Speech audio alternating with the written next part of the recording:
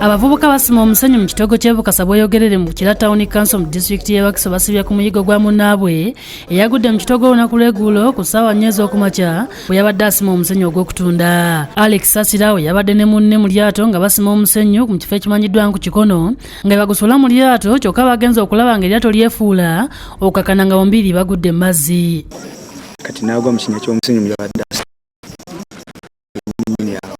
wadde nga bombi baali tebamanyi kuwuga, omu yagezezzaako okwetaasiza ku kitoogo wabula omulala teyasobodde kuvaamu. Wano ababadde basima omusenyu mu kitoogo ekyo bagezezzaako okunoonya omuvubuka ono nga naye buteerere. Bira ba fire brigade beweyogerere ne bajja ne tukolera wamu n'abavubi abamanyi ne tugezaako okunoonyako omuntu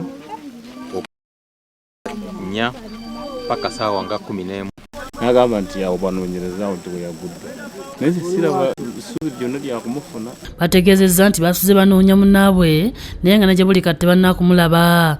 Balubira abapoliisi bazze n'ebikozesebwa okunoonya omulambo mu mazzi ebisasamazza abantu ne basooka ne bava ku by'okunoonya ne badda mu kutunula ssaako n'okwerangira amaalo.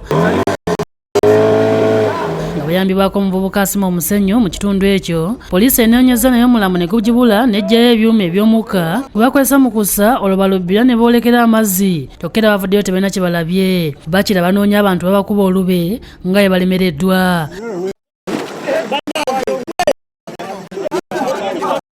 Poliisi etegeezezza abantu tebagenda kukeera lunaku olw'enkya bagezeeko okwongera okunoonya omulambo gw'omuntu ono. Atwala poliisi y'e Bukasa Abengwire asabye abavubuka basima omusenyu okuyiga okuwuga kubanga omulimu gwe balimu gulina obuzibu bungi.